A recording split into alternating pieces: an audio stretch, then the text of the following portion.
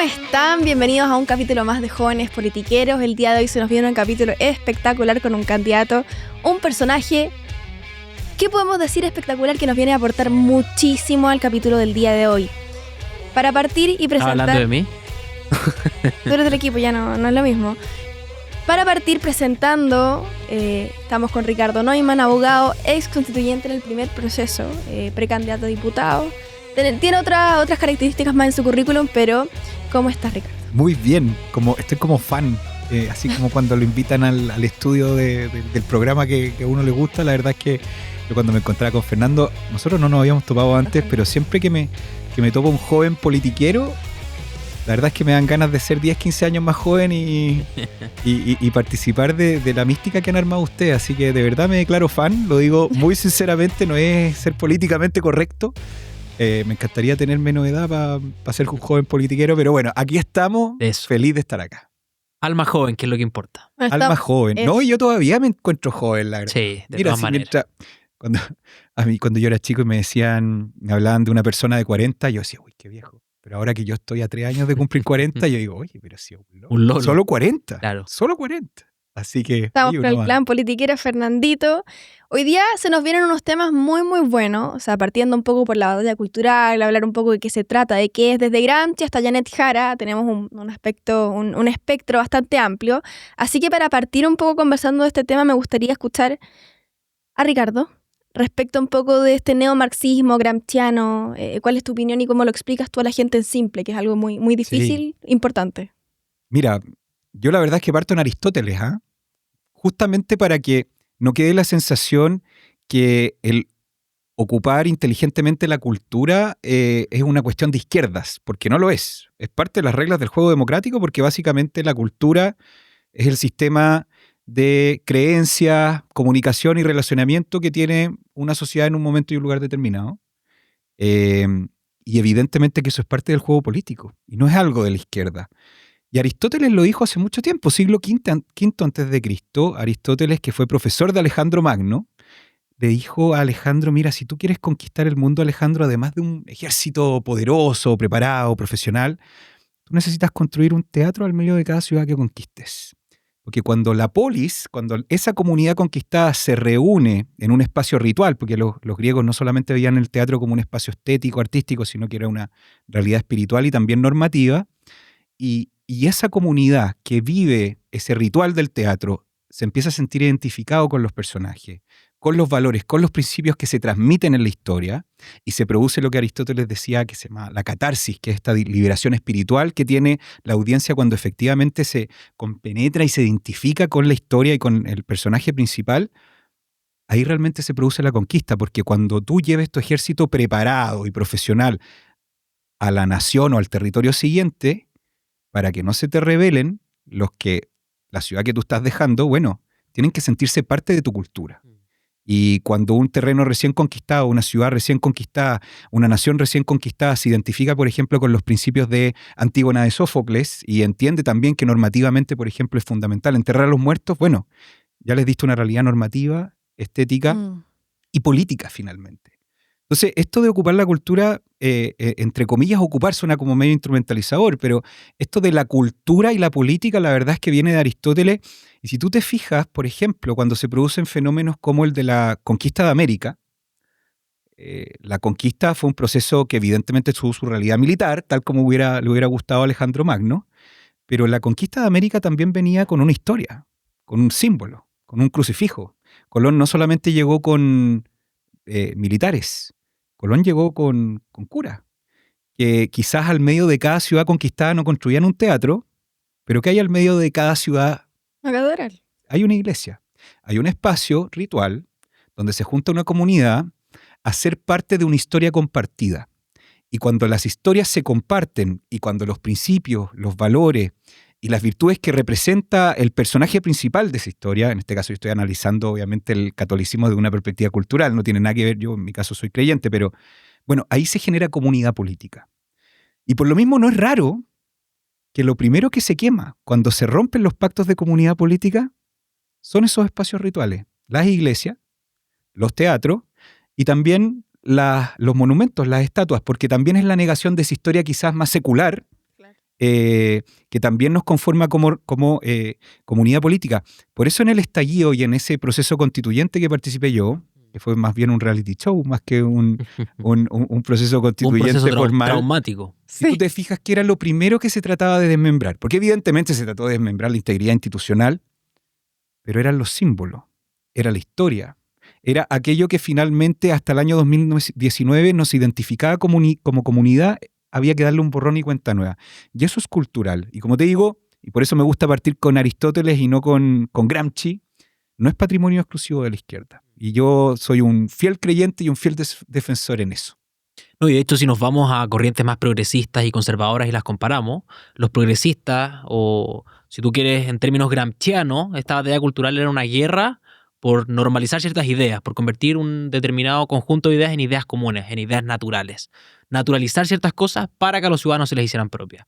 Y si tú te vas a definiciones más conservadoras de batalla cultural, Scruton, por ejemplo, habla de preservar costumbres, tradiciones, valores que son parte de nuestra naturaleza. Y de nuestra identidad, que es lo que habla de Scruton. Entonces ahí hay una diferencia fundamental entre entender que hay una naturaleza humana, que si tú quieres lo puedes asociar a una corriente más conservadora, y por parte de corrientes más progresistas o esta cuestión gramsciana, tú tienes el tratar de instalar, y es lo que también después se ha desarrollado, tú aquí yo creo que puedes profundizar, pero como la ventana de Overton, en el fondo la normalización de ciertos conceptos que en algún momento pueden ser muy rechazados por la sociedad, pero que a medida que se van conversando, que se van discutiendo y que se van planteando en el escenario público, se convierten en realidades políticas normales. Queribles y deseables, como Exacto. la ventana de Overton. Efectivamente, es real. Y eso que Aristóteles le decía a Alejandro Magno el siglo V a.C., no es muy distinto a la famosa frase de Gramsci que dice que la conquista del poder cultural es previa a la del poder político. Y justamente se logra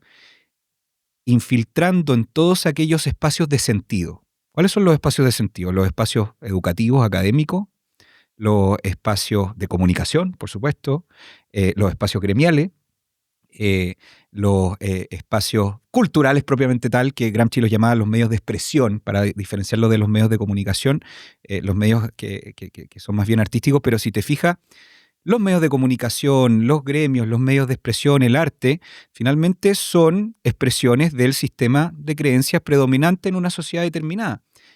Y la captura de aquellos elementos permite justamente manipular la opinión pública y hacer que algo que sea políticamente que esté fuera de la ventana de posibilidades, que es la ventana de Overton, justamente desde esta manipulación y esta captura, se convierten realidades políticas en algo políticamente correcto, deseable. Y es súper interesante dentro de estas frases, por ejemplo, no sé, si uno menciona a Foucault, el lenguaje construye realidades, entre otros grandes, entre muchas comillas. O sea, uno va entendiendo cómo la izquierda tomó este tema espectacularmente bien, desde la calle al muro de Berlín, con la escuela Frankfurt, entre otros, que finalmente fueron construyendo y de una u otra forma imponiendo algo como completamente cierto. Y el día de hoy es un problema que tenemos en Chile y en todo el mundo, el tema de la tolerancia. Si uno dice algo, por ejemplo, en los medios de comunicación, en las redes sociales, que vaya en contra de su programa, de su lenguaje inclusivo, de su FIFA-FU, uno claramente llega a ese conflicto. Es una especie de pecado. Claro.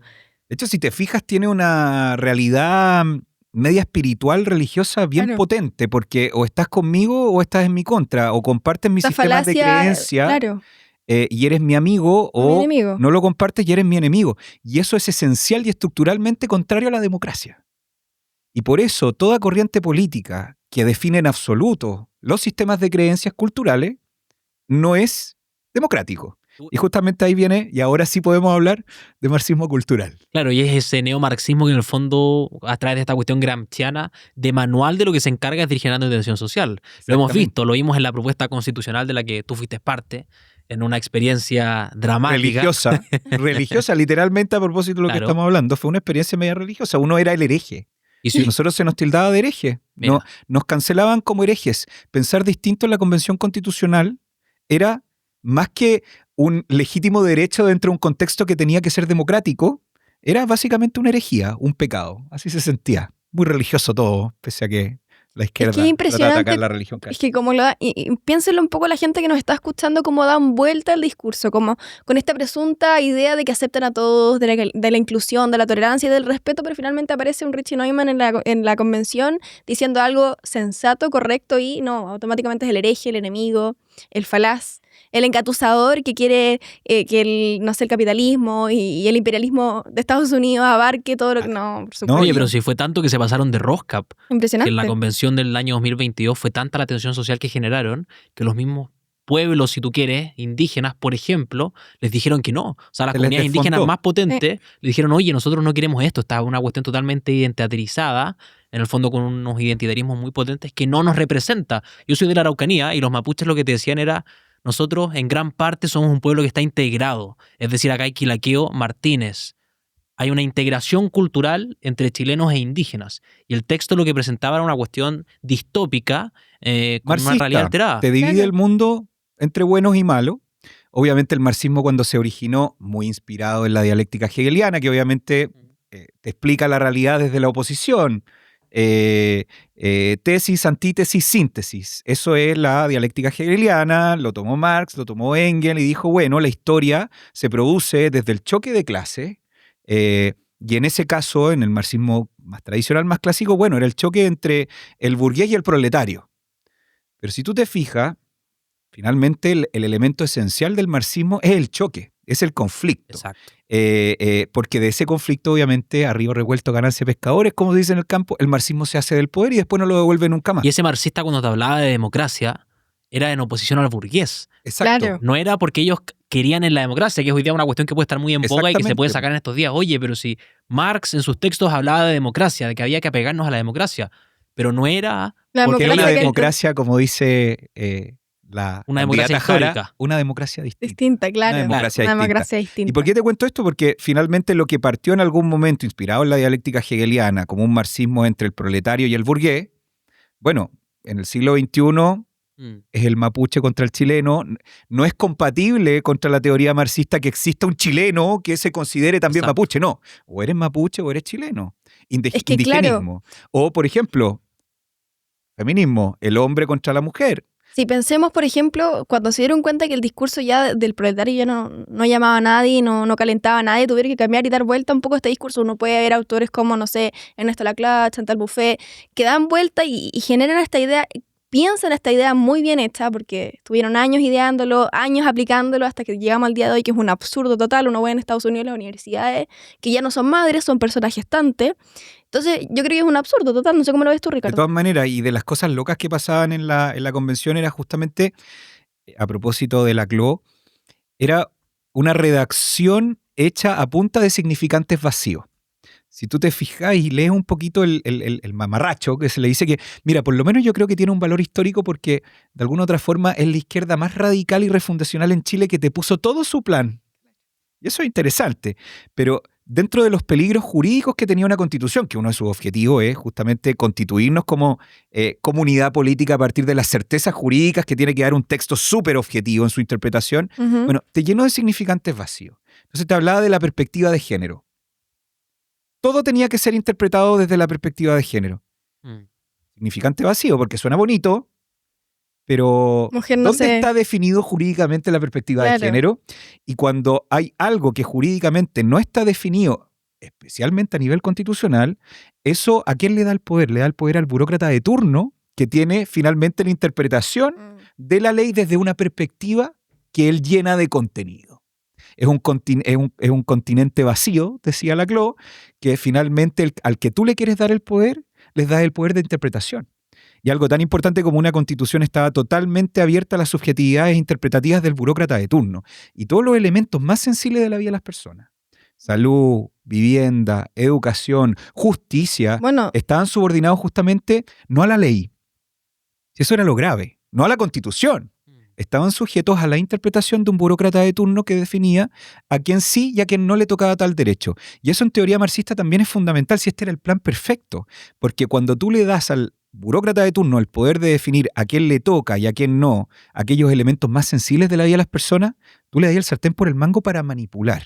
Y cuando tú estudias los sistemas, digamos, marxistas modernos desde antes de la caída del muro, ellos la verdad es que controlaban con un sistema de control de inteligencia, obviamente tipo Stasi, muy brígido, muy potente, pero controlaban desde la guata, controlaban desde los sistemas educativos, controlaban desde aquellos elementos más sensibles de la vida de las personas y finalmente, y esto no se habla mucho, desde el punto de vista cultural, uno de los elementos más graves que tenía el famoso mamarracho, todos nos quedamos con la tía Pikachu, el compadre que votó desde la ducha, pero la verdad es que no era tan mal pensado el texto desde el punto de vista neomarxista. Estaba lleno de significantes vacíos, le daba la interpretación absoluta de la asignación de los derechos al burócrata de turno, y eso hacía que el burócrata de turno tuviera finalmente el poder para manipular a las personas, que es lo que se hace en los sistemas totalitarios. Bueno, porque tú lo dijiste, en el fondo hay un antes y un después histórico después de la caída del muro, porque se cae el muro, pero no se les quitan las ganas de cambiar al ser humano a la fuerza. Y no es casualidad que se metan con las causas identitarias, aborto, LGBTQ+, feminismo, pueblos originarios. Dividen el mundo entre bueno y malo. Claro. Generan tensión social a través de eso, y a través de eso lo que logran es intentar una hegemonía cultural a través de distintas causas identitarias. ¿Con qué fin? ¿Con a través de estas causas identitarias tratar de que la gente viva mejor? No. Sino que tratar de tener una hegemonía en distintos planos, con distintas causas, con distintas personas, y por medio de eso ir ganándose a los distintos grupos y poder instalarse en el poder e ir generando este marxismo que no es tan distinto al del siglo XVIII, no es tan distinto al marxismo originario, Sigue sino siendo que el bueno contra el mal. está reinventado en una lógica de cómo poder ganar la batalla cultural, entendiendo la batalla cultural, haciéndola propia y entendiendo ya quizás con una cuestión más leninista de que había que generar las condiciones materiales de la revolución. Es decir, ya no solamente basta con la transformación económica, como decía Marx, y que eso era un reflejo de la cultura, no. Sino que hay que generar ciertas condiciones materiales para que se genere esa revolución y que por medio de estas causas identitarias, ya no solo valiéndose de la causa económica, pueden generar caos, alboroto, tensión social y por medio de eso instalarse y A río revuelto. Y a partir de lo mismo uno ve, por ejemplo, que van destruyendo otras cosas, por ejemplo, la familia. La idea de familia hoy día es una cuestión totalmente distinta y es cosa, por ejemplo, de analizar los discursos de Simone de Beauvoir, cuando uno lee que para ella el feto dentro del vientre no es un feto, sino es un parásito que se carcome a la mujer por dentro. O sea, es un absurdo total. O sea, finalmente, donde más protegidos están los niños, yo que los veo desde mujer, que me parece algo bastante interesante analizar, destruyen lo que protege y lo que, de una u otra forma, el derecho de los padres a educar a sus hijos como quieran. Lo destruyen para poder ellos imponer un cierto discurso, imponer la futura dictadura del proletariado. Entonces, totalmente, más allá de ser absurdo, es peligroso. Y eso es lo que tenemos que darnos cuenta. De todas maneras, a mí dentro de las cosas locas que yo todavía me acuerdo del reality show en el que me tocó participar, en minoría, por supuesto, fue... Yo integré la Comisión de Cultura, que es una de las más locas. Hablamos de las cuerpas, porque hablar de los cuerpos era medio machista. Y me acuerdo perfecto el primer día. Había que presentarnos, estábamos en una comisión temática, digamos, de las 7 que habían en la Convención Constitucional. Tenía al frente mío a Malucha Pinto, que hacía unos saumerios y prendía unas velitas cada vez que sesionábamos. Y yo, la verdad, siempre respetuoso y tratando de conservar el espíritu democrático real, digamos, yo me presenté, soy Ricardo Neumann, me especialicé en cultura, trabajé, digamos, en temas de producción y dirección teatral en Nueva York, creyendo que la verdad iban a ser elementos que no sé, al menos me validaron un poquito con, esta era la comisión de los actores, pues estaba Claro. Churra, estaba la Malucha Pinto, en fin. Y bueno, también soy abogado, incluso lo traté de como, traté obviamente subirme mis pergaminos culturales, ¿cachai? Cuando le toca a Malucha Pinto, ella dice, yo lo único que les quiero pedir, porque yo era de los 2 abogados que habían integrando esa comisión, es que por favor no discriminemos desde la experiencia técnica. Que el que sea abogado no hable como abogado, porque aquí no todos somos abogados. Entonces, ya... Escribiendo una constitución. Desde el primer día, el tener una cierta preparación técnica te ponía en una condición antagónica y el ejercerla, sobre todo en un ejercicio de redacción de una constitución, pareciera ser un acto discriminatorio. ¿Te das cuenta cómo manipulan? Y Malucha Pinto, que se veía como la actriz buena onda y todo, yo no sé si lo hacen como por osmosis o realmente estudiaron mucho en algún momento, pero es la ejecución perfecta de algo que está muy desarrollado en los libros. Entonces, eso a mí siempre me sorprende. Se da espontáneamente una ejecución muy, muy a cabalidad de algo que se teorizó.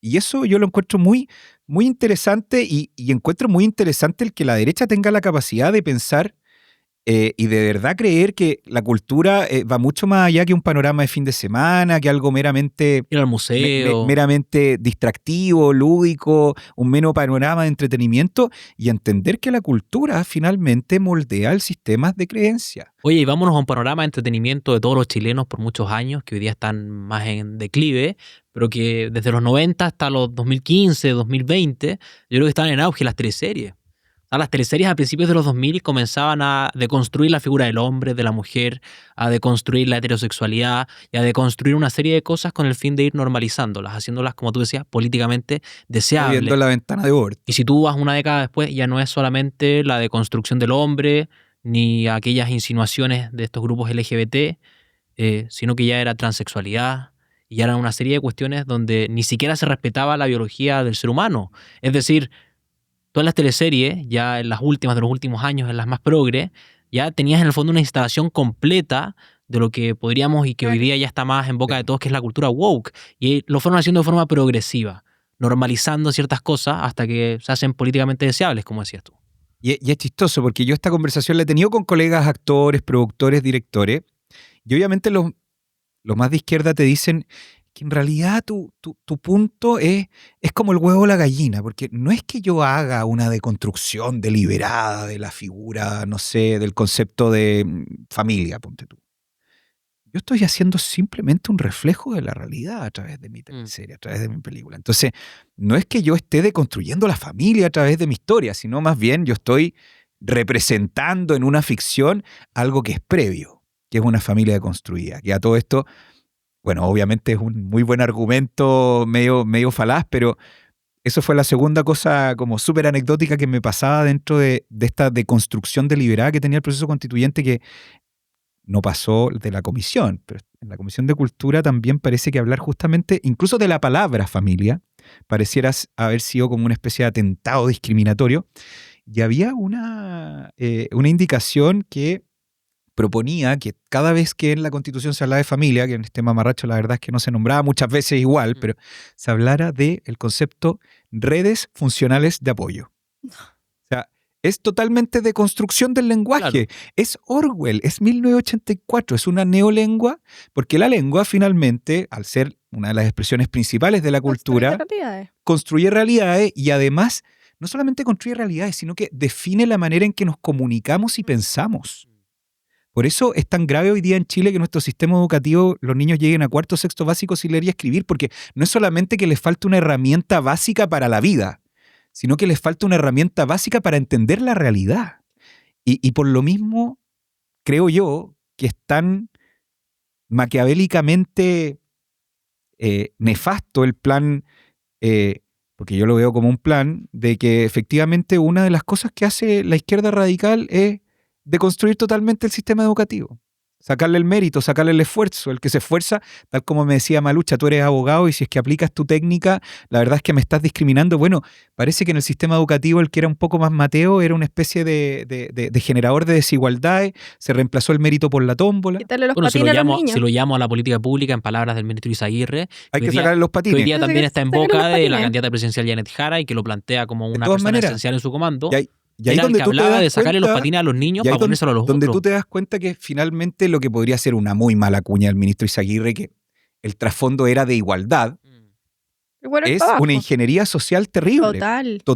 Total, porque es desmembrar el mérito y el esfuerzo del sistema educativo, que es el sistema que da movilidad social. No, y el ministro Izaguirre habló de quitarle los patines a los que los tenían para ponérselos a los que no tenían. Y no hizo eso, sino que los que tenían patines siguieron yendo en patines de alta velocidad, como decía él, y los que no tenían patines ya ni siquiera tenían zapatos, sino que hoy día están sin zapatos.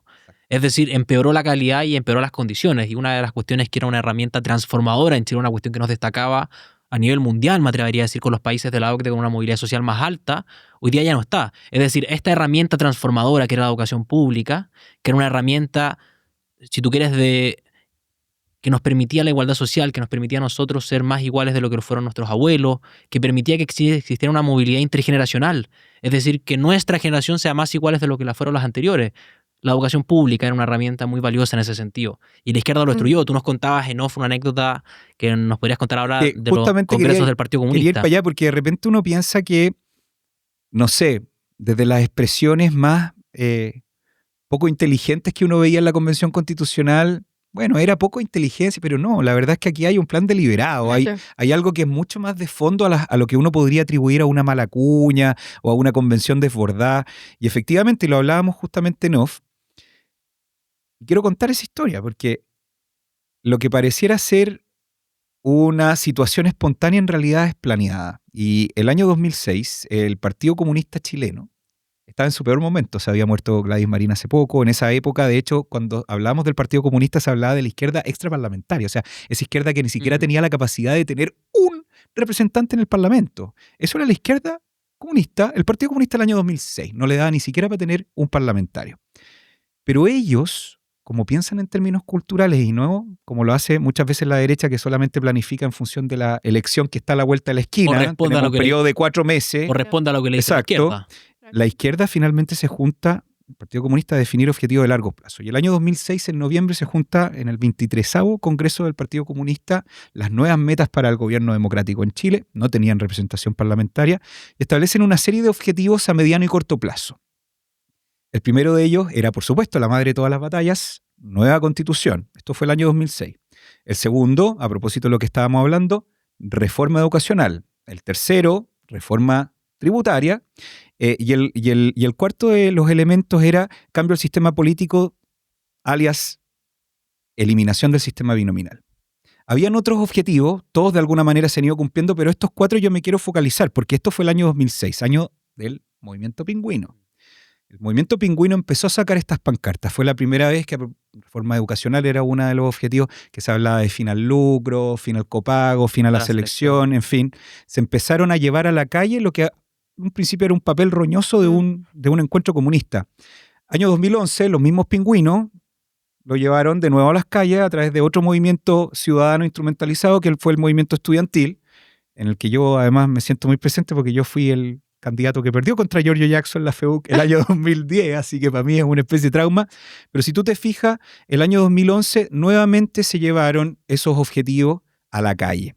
Año 2013, elección, Bachelet, todavía no había una representación parlamentaria importante del Partido Comunista en esa época, pero si ustedes recuerdan, los pilares del programa de gobierno de Michelle Bachelet II eran nueva constitución, reforma tributaria, reforma educacional, reforma al sistema político. Es ahí donde tú te das cuenta de lo que hace el comunismo, porque no necesita tener mayoría parlamentaria para poner la música. El Partido Comunista, el año 2006, a los que nos referíamos como izquierda extraparlamentaria, se demoró del 2006 al 2013 solamente 7 años en ponerle la música al programa de gobierno de Michelle Bachelet II, sin necesidad de tener mayoría parlamentaria. ¿Y qué lo que hizo Michelle Bachelet II cuando fue gobierno?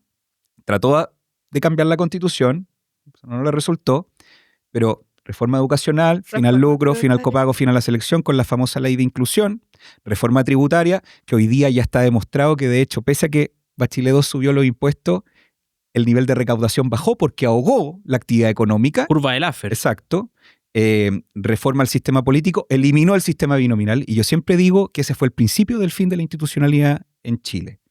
Entonces, si ustedes se fijan, esta definición de objetivos políticos de largo plazo, tal como decía Gramsci, son previas a la conquista del poder político. El Partido Comunista le puso la música a Bachelet II sin necesidad de tener mayoría parlamentaria. Simplemente lo que hizo fue pasar al sistema hegemónico de creencias en un corto plazo para ser culturales, el 2006 al 2013, una serie de eslogans que se terminaron convirtiendo en parte deseada de la ventana de Overton y por lo tanto en parte de una realidad política legislada. Y eso es algo que yo creo que tenemos que estar conscientes, porque lo que creemos que pareciera ser espontáneo no lo es. ¿Cuál fue la última meta que les quedó? Que no lo pudo lograr Bachelet II, porque todos estos principios del 2006 se lograron con Bachelet II el año 2015. Nueva constitución. No le resultó a Bachelet, pero cuando el año 2019 se genera el alzamiento delictual octubrista, refundacional, las demandas ciudadanas, la verdad es que en ese momento eran muchas, pero de qué manera políticamente se enfocó a través del pacto de nueva constitución? Bueno, por la paz y la nueva constitución. Y si ustedes se fijan, esa era la guinda de la torta del plan perfecto. Lo habían hecho todo súper bien. En términos educativos, en términos redistributivos con la reforma tributaria, en términos de sistema político, eliminaron el sistema binominal, pero les faltó la nueva constitución. Y bueno, y la nueva constitución, vía octubrismo, fue una realidad que estuvimos jabonados de que no se haya concretizado, porque eso era finalmente la ejecución de este plan perfecto que venía armando el Partido Comunista del año 2006. Oye, y ahí lo que cuentas tú es clave de ese congreso y en el fondo de la organización del Partido Comunista y después la materialización de las cosas que dijeron, porque el Partido Comunista en su congreso anual del 2006 fija objetivos. Entre muchos de ellos, reforma educacional, reforma tributaria, reforma al sistema político, nueva constitución. Michelle Bachelet llega al poder por segunda vez, reinstitucionaliza al Partido Comunista, tiene reforma en educación, fin a la selección, hoy día ningún liceo emblemático entre los 100 mejores PAES, fin al copago, hoy día los padres prefieren gastar más plata y meter a sus hijos en colegios privados, y fin al lucro, hoy día tienes un 78% de las comunas con demanda insatisfecha y sin poder crear colegios, porque no puedes comprobar esta demanda insatisfecha frente al burócrata. Tienes reforma tributaria. ¿Qué generaste con la reforma tributaria? Michelle Bachelet II se anotó con el peor crecimiento desde el retorno a la democracia. No hemos podido recuperar los niveles de crecimiento. El presidente Boric hoy día se va a anotar con el segundo peor crecimiento desde el retorno a la democracia. Reforma al sistema político. Fragmentaste la discusión y la metiste en causas identitarias, quitaste la visión de Estado y hoy día tienes 24 partidos en el Congreso que no se pueden poner de acuerdo. Nueva constitución. Generaste el caos absoluto y lo trataste de canalizar por una vía institucional, a la que, por cierto, el Partido Comunista se restó, porque ellos no creían en la vía institucional, ellos querían una asamblea constituyente, popular, con probablemente el presidente de la CUT y todos los líderes sindicales que son de ellos, dirigiendo estos procesos. Y tuviste después un resultado catastrófico, lo que tú decías, que era esta constitución del año 2022, identitaria, alejada de la realidad, y que, como tú lo decías, era la guinda de la torta del plan marxista identitario que por y de suerte falló. ultraizquierda. Sí. Y a mí lo que me pasa, y perdona, y quizás viene del trauma de haber estado ahí, digamos, como constituyente, que nosotros de repente, incluso los politiqueros, digamos, la gente que ve este programa, que nos escucha, que ve los reels, ve la realidad política como compartimientos de estanco, como hechos aislados. Ah, mira, evidentemente uno puede criticar la ley de inclusión, que ya a 10 años de su promulgación nos damos cuenta de los efectos nefastos que produjo. Podemos ver los efectos inservibles que tuvo la reforma tributaria, porque efectivamente terminamos recaudando menos y creciendo menos. Uno puede ver los efectos terribles de la eliminación del sistema binominal, que fragmentó el sistema político al punto de que no hay ningún presidente que haya podido ejecutar bien su programa de gobierno porque se le tranca la pelota, sea quien sea, en el Congreso. Y bueno, y la nueva constitución era de alguna forma la corona, la guinda, pero nosotros tendemos a analizar estos fenómenos de manera aislada cuando no nos damos cuenta que finalmente vienen de vuelta. Tienen una, la izquierda refundacional tiene evidentemente una expresión súper caótica que uno cree que en verdad está poco planificada, pero vienen de vuelta. Y si uno empieza a ver la película un poquito más de afuera, la foto un poquito más grande, uno se da cuenta que todo esto era parte de un plan súper bien armado para sacar el mérito y la movilidad social en Chile, generar caos y de ese caos cambiarle el sistema operativo al país a través de una nueva constitución. Y para la gente que nos está viendo, por favor entiendan que esto no se trata de la campaña del terror que tanto dicen en redes sociales, o sea, es simplemente dar a ver, mostrar la verdadera cara del marxismo y del comunismo, o sea, una cuestión simple. Fueron capaces de instrumentalizar a los medios, fueron capaces de instrumentalizar el sistema educativo, todo lo usaron a su favor. ¿De qué forma? O sea, ya no se discute si una idea es correcta o no, o sea, se impone si es más o menos inclusiva, o sea, y ya no, esto ya no es siquiera algo parecido al progreso, tanto que se llena la boca de ser progresista, sino esto es hegemonía como tal, es una hegemonía simbólica, o sea, absoluta, no solo en el lenguaje, sino en la forma en cómo debemos actuar. Si el malo es el blanco, heterosexual y todos los otros términos que desconozco, o sea, es una cuestión absurda. Y ojo, porque no le quitaría responsabilidad a la exconcertación. Si en el proceso constituyente tenían 6 convencionales constituyentes, lo que hoy día se llama socialismo democrático y parte de la exconcertación tenía el poder de veto, tenía la otra gran parte de la mayoría y no fueron capaces de usarla. O se rindieron ante esta neoizquierda, ante esta izquierda woke, izquierda marxista. Yo creo que no tuvieron la capacidad de leerlo bien. O de repente era lo que también querían. Y cuando Toá se dio cuenta, que le iban a ganar, empezó con los dichos anticomunistas. Exacto. ¿Por qué a Toá le fue mal en la primaria? Le fue mal porque venía la Concertación autoflagelándose los últimos 20 años y en los últimos 5 minutos decir, no, en realidad yo creía en los 30 años y cuidado con el cuco comunista. Sí, no. Ya es demasiado tarde si pasaron 20 años blindando a la izquierda radical, pasaron 20 años ninguneando su mismo legado. Yo creo que pagó finalmente las culpas de esa autoflagelancia que tuvo la Concertación en las últimas décadas. Y por lo mismo, bueno, yo admiro la verdad la capacidad que tiene Janet Jara de victimizarse justamente con todas estas cosas. Porque cuando le preguntan en los medios, ¿por qué usted cree que Cuba es una democracia distinta? ¿Por qué usted defiende a Venezuela, que de hecho persigue a comunistas en Venezuela? El otro día el secretario general del Partido Comunista en Venezuela le decía, oiga, si aquí nosotros también nos persiguen, digamos, no me ayude tanto, comadre.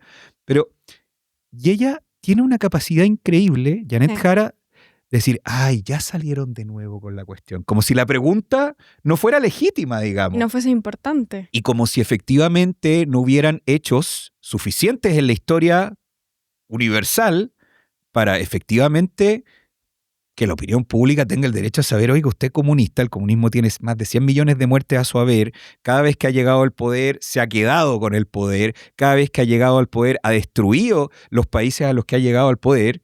Bueno, no es que haya una campaña del terror, es que es una pregunta muy legítima. Y cuando se le pregunta por qué usted considera que Cuba es una democracia distinta o cómo va a ser para que efectivamente su gobierno no pase lo que ha pasado en todos los otros gobiernos comunistas en la historia universal, ella tiene una capacidad de darlo vuelta y casi que hacer ver que la pregunta del periodista es una pregunta malintencionada. Sí, no. O sea, no caigamos en eso porque son expertos en eso, en victimizarse, en decir, ya vuelve de nuevo la cantaleta. Pero en realidad son preguntas súper legítimas. Y cuando uno le saca en cara las más de 100 millones de muertes, Mao Zedong, el Ejército Rojo, Cuba, Venezuela, etcétera, lo primero que salen a decir es que el comunismo real nunca se ha aplicado en el mundo. Todos esos fueron intentos fallidos, pero después andan defendiendo, después son democracia, pseudo-democracia. Entonces, claro, o sea, acá no hay que creerles cuando dicen cosas medias tapaditas, medias engañadas con una máscara, con maquillaje, porque, bueno, el manifiesto comunista lo dice muy claro y lo he visto en programas anteriores. Los comunistas no tienen miedo a decir las cosas como son, y esto lo dice el manifiesto comunista, tienen que decir las cosas claras. Entonces, cuando escuchamos a Janet Jara decir cosas como como bajo las cuestiones, bajo la mesa, como muy piola, es cosa de no creerle. Oye, lo de Janet Jara es increíble porque te habla de feminismo, pero fue ministra del Trabajo y hoy día un 10.1% de las mujeres están desempleadas. Tienes a 70.000 mujeres más sin pega. Te habla de juventud. Marcan grandes apoyos de las juventudes. Bueno, el 21% de la juventud está desempleada luego de la gestión de Janet Jara como ministra del Trabajo. Te habla de una reforma de pensiones como su símbolo. La reforma de pensiones a quien más le sirve es a la gente que es formal. Con Janet Jara como ministra del Trabajo, 1 de cada 4 chilenos está en la informalidad. Se jacta de haber subido el sueldo mínimo. Bueno, el sueldo mínimo de hoy, subir aún más. Y el sueldo mínimo de hoy día te alcanza para comprar las mismas canastas básicas que el año 2019. Entonces, ojo con Janet Jara, porque hay un largo dicho entre hay un largo trecho entre el dicho y el hecho. O sea, Janet Jara nos está diciendo A, pero la realidad es que ella tuvo mucho poder. O sea, en materia de trabajo, ella era la máxima autoridad, era ministra del Trabajo, junto con el ministro de Hacienda y el ministro de Economía, eran quienes debían encargarse de la creación y de la promoción de nuevos empleos. Pero después del gobierno del presidente Boric y de la gestión de Janet Jara, la situación de empleo está precarizada. Y Janet Jara nos viene a hablar hoy día de seguridad social, de un sueldo vital. Pero la verdad es que el sueldo vital lo van a convertir en el sueldo máximo. El sueldo máximo ya no es mínimo. Los países nórdicos no tienen sueldo mínimo.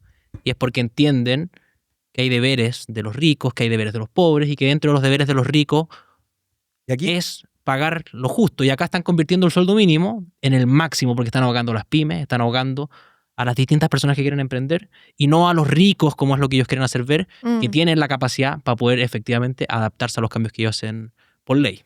A partir de lo que tú dices, aquí es donde yo sinceramente creo que hay una oportunidad narrativa, una oportunidad retórica para los que creemos en una sociedad libre, responsable, con crecimiento, con progreso, porque ya es evidente el manual y la cantaleta comunista. Dividamos al mundo entre buenos y malos, generemos conflicto y de ese conflicto aprovechémonos para llegar al poder. Lo vemos en la historia y lo vemos en el mismo discurso actual. ¿Qué es lo que creo yo? Los que creemos en una sociedad libre no creemos en la división del mundo en un blanco y un negro, en un bueno y en un malo. Nosotros creemos finalmente en que la realidad se construye y que los países progresan desde la unidad y la colaboración. En vez de creer que el empresario es enemigo del trabajador, nosotros sinceramente creemos que el trabajador no va a tener trabajo sin empresario y el empresario no va a poder generar empresas sin el trabajador. Hay una relación simbiótica en la sociedad. Exacto. Entonces, yo creo que esto es muy potente desde el punto de vista retórico. El atacar y el desenmascarar una ideología, porque no es doctrina, una ideología sectaria, cuasi religiosa como el marxismo, que divide el mundo entre buenos y malos, con una aproximación al mundo desde la colaboración, desde la unidad, desde que finalmente nosotros para vivir en sociedad nos necesitamos simbióticamente, yo creo que es una oportunidad clave, sobre todo hoy día que se puede antagonizar en el sentido teatral con una candidata comunista hecha y derecha. No, y una candidata comunista es peligrosa porque hablamos de comunismo y de marxismo, pero también hay que sumarle el leninismo. Ellos cuando les juran al partido, les juran a Marx, les juran a Lenin, les juran a Stalin y les juran a una serie de personas defender sus principios, formarse en función a sus principios. Es religioso. Y el marxismo nos dice que la única forma de lograr sus objetivos es por medio de la subversión violenta del orden social existente. Janet Jara a los 14 años le juró a Marx defender sus principios y formarse en función a ellos. Ellos también son leninistas. Lenin creía en la condición y en la generación de las condiciones materiales para poder implantar y hacer una revolución. Janet Jara le juró a Lenin defenderlo, basarse en función a sus principios, formarse en función a él. Y al final, hoy día uno ve y están saliendo varios videos a la luz de Janet Jara del 2019, de Janet Jara antes de esta transformación. Pasado te condena, amiga. Antes de esta bachetilización. Amiga, yo no te creo. Y no es la misma, pues no es esta persona dulce, tiernucha, amorosa, que nos habla de que a los delincuentes hay que tratarlos con amor, sino que es una persona que nos hablaba de que Piñera era un violador de derechos humanos, un tirano, que era un egoísta, que hablaba de que los carabineros no eran capaces de hacer la pega, que eran unos violadores de derechos humanos. Y al final eso no hay que olvidarlo, porque en esencia ella lleva 37 años siendo marxista, leninista, stalinista, etc. Y eso es ella, o sea, no por una transformación de un corte de pelo, de una teñida y de una compra de ropa como Michelle Bachelet. Se envejeció artificialmente, digamos. Generalmente el maquillaje y las teñidas de pelo son como para verse más joven, pero ella deliberadamente se envejeció. A mí me sorprendió ver imágenes de ella del 2019, que realmente ella no es tan vieja. Y no es tan señora buena onda. No. Y ahí yo vuelvo un poco a la reflexión que hacíamos antes, de que yo creo que tenemos que ser capaces de ver la película o la foto, como quiera decírsele, de la política en Chile desde un poquito más afuera. Finalmente aquí, sobre todo el comunismo, no funciona con una que otra acción política aislada que a veces le resulta y a veces no. Funciona con un plan muy bien pensado. Claro. Y evidentemente el poder lograr tener a alguien de sus filas sentado en la moneda como presidente de Chile es, creo yo, y va a ser lo primero, y ya lo dijo Carmona sin ir más lejos hace 2 semanas atrás, es finalmente el nuevo intento del cambio del sistema constitucional. Si no se van a rendir nunca, no le resultó, de los únicos objetivos que tenía el Partido Comunista en el 2006, el único que no le resultó a Chile 2 fue la reforma constitucional. Se hizo el estallido social en el 2019, pero no le resultó, obviamente, por cómo se desfondó ridículamente la Convención 1.0. Usted, señora, señor, ¿no cree que el Partido Comunista va a intentar nuevamente tener una nueva constitución si es que tienen un presidente de la República? Y no lo digo yo, digamos, como una presunción de mala fe. Lo dijo el mismo Lautaro Carmona cuando lo entrevistaron hace un par de semanas. Oye, pero hay que entender que la izquierda juega a largo plazo y es una cuestión simple que has mencionado harto, Ricardo. O sea, y a diferencia de la derecha, que la derecha juega a la próxima... A la vuelta a la esquina. La vuelta a la esquina, la próxima elección, la izquierda pensando, elaborando plan. Que no es una cuestión que la gente lo tiende a ver como si estuviésemos diciendo que fuesen malvados y fuesen genios como, no sé, malvados, por decirlo de una u otra forma. Sí, suena como conspiranoico de repente todo esto. Pero lamentablemente la realidad. Si uno pone los datos encima de la mesa, uno se da cuenta que así son las cosas. Y lamentablemente, si no somos capaces como derecha y como sector, dejar de ser reaccionarios y dejar de simplemente pensar en la próxima elección, no vamos a ganar esta cuestión. Oye, y hay otra cosa. El Partido Comunista es un partido sumamente organizado, sumamente disciplinado, donde la vieja guardia dice A, y el resto de la guardia dice o sea, se hace lo que dice la vieja guardia, se hace lo que los jefes del Partido Comunista mandatan. Y estas peleas artificiales, o sea, no seamos ingenuos. Que Lautaro Carmona salga a decir, queremos una nueva constitución, y Janet Jara salga a decir, eso es un proceso que ya pasó, aunque es un deseo que todavía tenemos, con una ternura y una dulzura, no es casualidad. Que salga Daniel Jadwe a decir, Janet Jara va a suspender su militancia, y después salga Janet Jara a decir, no, mira, yo en un acto de honestidad con la ciudadanía no voy a suspender militancia. No es un acto de casualidad ni de contradicciones entre la vieja guardia y Janet Jara. Son peleas, son conflictos artificiales para generar una diferencia entre la vieja guardia y Janet Jara. Y eso es lo que están tratando de hacer desde el Partido Comunista, diferenciar a Janet Jara de lo que es Carmona, de lo que es Jadwe, de lo que es Cariola y de lo que, si tú quieres, también es Camila Vallejo, que era más de los mismos que andaban en la calle destruyendo, apoyando la violencia y que no fueron capaces de condenarla cuando hubo que condenarla. Si no se trata de ser los nuevos comunistas, el nuevo marxismo, son las mismas ideas pero caras distintas, así de simple. Y no hay que dejar aquí afuera el Frente Amplio, ¿ah? No. Porque que en algún momento se decía más de izquierda que el Partido Comunista. Exacto, el Frente Amplio, claro, se disfraza de una cosa más Lolaine woke, pero es básicamente el mismo manual de división del mundo entre bueno y malo, Total. de conflicto, de lucha de clase. Irónicamente son todos hijos de rico. Y yo creo que es finalmente tanto el Partido Comunista como el Frente Amplio es la misma realidad instrumentalizadora del neomarxismo. Ahora, yo ahí te lo pregunto, porque creo que hay una diferencia de carácter entre el Frente Amplio y el Partido Comunista. Y que hay mucha gente que hoy día está saliendo a decir, oye, si ya tuvimos un gobierno frente amplista y van a devolver el poder, un gobierno comunista también va a devolver el poder. ¿Qué te parece eso? Porque yo creo que hay una diferencia de carácter Es verdad. en... Es verdad. Yo creo que el Frente Amplio instrumentaliza evidentemente el manual de la lucha de clase, el manual neomarxista, el identitarismo, la doctrina woke, en fin. Pero sí, al menos han dado señales de cierto respeto a la institucionalidad mínima, digamos. Estamos hablando de devolver el poder después de que se termine el periodo presidencial. No es como que, wow, qué Qué altruistas acto de que fe son. con la Qué democracia. no. Pero Isabel Allende. pero el trasfondo, y por eso yo digo que es igual de grave, independiente que en términos institucionales haya cierto respeto, que obviamente uno podría esperar más del Frente Amplio que de los comunistas, que son bastante más consistentes en su doctrina, pero los efectos que tiene esa ideología que divide al mundo entre bueno y malo, independiente del impacto institucional que tengan, tiene un impacto cultural. O sea, ¿cuántos años nos vamos a sacar de encima el concepto de lucro como el demonio? ¿Cuántos años nos vamos a sacar, cuántos años nos vamos a demorar en sacarnos de encima el que el mérito y el esfuerzo son elementos deseables en un sistema educativo en vez de que sean elementos que generan desigualdad y por lo tanto hay que pasar la tómbola? ¿En qué momento nos vamos a sacar de encima el hecho de que si hayan proyectos educativos diversos en los cuales personas particulares puedan formarlo? Eso la verdad es que no, porque tiene que haber un solo sistema educativo que genere igualdad, que es el sistema estatal, y si no, yo le compro los fierros y los ladrillos. No nos olvidemos finalmente que como resultado de estas políticas nefastas, identitarias, igualitarias, colectivistas, hay detrás niños y décadas y familias y trabajadores y personas que finalmente no pierden 1 o 2 años. Se pierden décadas de desarrollo. Lo peor que le ha pasado a Chile desde probablemente, pongámosle el 2006, que es este hito que yo les contaba como historia del encuentro del Partido Comunista, lo peor que le ha pasado a Chile en los últimos años no es los efectos nefastos de las políticas públicas que se han instalado desde la izquierda. Es lo que dejamos de crecer en función de eso. Es lo que nos dejamos de desarrollar en función de eso. Es esas generaciones de jóvenes que se dejaron de educar y tener movilidad social en función de eso. Es el potencial perdido.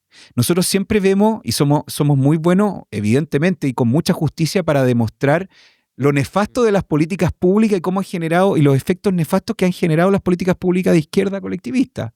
Pero no hemos sido capaces de demostrarle a la gente que esa es la punta del iceberg, porque en realidad la gravedad profunda es aquello que se dejó de ganar, aquello que se dejó de crecer, aquello que se dejó de progresar, aquello que se dejó de educar. Exacto. En honor al tiempo, una última pregunta en relacionado a lo mismo. ¿Ustedes creen que ya la derecha ha perdido la batalla cultural? ¿Qué nos queda por hacer? Yo la verdad es que creo que no. Y la verdad es que las cosas que a mí me motivan en política no tendrían mucho sentido si es que yo creyera que efectivamente perdimos la batalla cultural. La cultura es un fenómeno que es tan humano, digamos, que no se acaba. O sea, la cultura son los códigos de relacionamiento y los sistemas de creencia con los que nosotros nos comportamos como sociedad política. Eso está estructuralmente siempre en disputa. Y el que nosotros creamos en la democracia nos debería ser aún más efusivo en que en la democracia, como finalmente la democracia es un mercado de ideas que son buenas para la sociedad y se elige cada cierto tiempo a través de la decisión del pueblo, bueno, si en algún momento de las 2 últimas décadas en Chile se logró, vía batalla cultural, convencer a los chilenos de que esas ideas igualitaristas colectivistas eran buenas para Chile y hoy día nos damos cuenta ya con datos concretos, después de 10, 15 años, que no lo eran, bueno, yo creo que nosotros más que una batalla cultural perdida hoy día, y es quizás la generación de ustedes, incluso más que la mía, tenemos una oportunidad tremenda. Tenemos una oportunidad tremenda de mostrarle a Chile cuáles son nuestras ideas y con una, digamos, vocación no solamente de explicar técnicamente nuestra idea en un gráfico de oferta y demanda, de crecimiento, sino que explicar culturalmente por qué nuestras ideas son mejores, no desde el punto de vista económico solamente, sino que desde el punto de vista ético, moral y estético. Porque el capitalismo también es estéticamente superior a la homogeneización estética de la izquierda. Entonces, cuando nosotros seamos capaces, a propósito de la ventana de Overton, de convertir nuestras ideas en realidades políticas deseables, desde justamente la batalla de la opinión pública, que es muy legítima de dar, entendiendo que la cultura no es solamente un medio de entretención, sino que también es un medio con el que se juega en esencia la disposición democrática. Yo realmente creo que soy un optimista en ese sentido. Más que una batalla perdida, yo creo que los malos años de la conquista reciente de la izquierda en términos culturales nos dan a nosotros la oportunidad para decir, bueno, ahora nos toca a nosotros responder, y en vez de estar reaccionando, y con esto quiero terminar, en vez de estar reaccionando siempre a las ideas que propone la izquierda, que seamos nosotros en algún momento los que ponemos la música, que seamos nosotros en algún momento los que ponemos finalmente el saque. Último dato dramatúrgico, a mí que me gusta la dramaturgia política. Aristóteles definía al protagonista como el protagonista de una historia, como aquel que se definía a sí mismo a través del transcurso de la acción porque tiende al cambio, porque propone un cambio al status quo. El antagonista no se define a sí mismo, no tiene identidad propia. El antagonista es aquel que le pone obstáculos al protagonista. Y el choque entre antagonista y protagonista producía el conflicto, que es lo que a la gente le gusta ver de una historia. La derecha lamentablemente lleva muchos años siendo antagonista. Nosotros llevamos muchos años simplemente explicando de manera técnica por qué las ideas que propone la izquierda son malas. Exacto. Eso no tiene fuerza narrativa, no tiene fuerza cultural. En el momento en que nosotros, convencidos de que nuestras ideas son lo mejor para el bien común, son lo mejor para el desarrollo de nuestros países, salgamos a proponer y que sea la izquierda la que reaccione, el conflicto lo producen ellos como antagonistas, y ese es el momento en que yo creo que podemos dar vuelta a la tortilla, a la batalla cultural. Y yo respecto a si creo que hemos perdido la batalla cultural, vuelvo a quizás dar la lata con Scruton, con Roger Scruton, y tiene una frase notable que es que dice algo así como las ideologías pasan, la verdad, aunque olvidada, resiste. Y mientras sigamos en la búsqueda de la verdad y en quienes creemos que hay un orden trascendente e inmutable, que hay una verdad y que no todos son constructos sociales, yo creo que tenemos esperanza, más aún viendo cómo están las nuevas generaciones, de creer que sí es posible ir pudiendo preservar nuestras tradiciones, nuestras costumbres, nuestra cultura y lo que nos hace seres humanos. Y en ese sentido, respecto a lo que decía Richie de el bajar del economicismo que mucho se le criticó a la derecha piñerista por mucho tiempo, de solamente bajar los datos desde los números, algunas cosas muy simples respecto a los últimos 30 años que tan vilipendiados fueron. Es decir, te decían no fueron 30 pesos, fueron 30 años.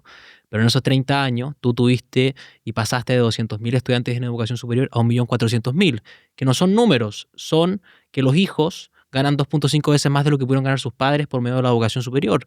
Tú tuviste una reducción de la pobreza de un 50% a un 7%, y no eran números, eran millones de personas que estaban saliendo de la línea de la pobreza y estaban pudiendo tener, si lo ponemos en términos marxistas, medios materiales de subsistencia mejores que los que tuvieron en algún otro momento.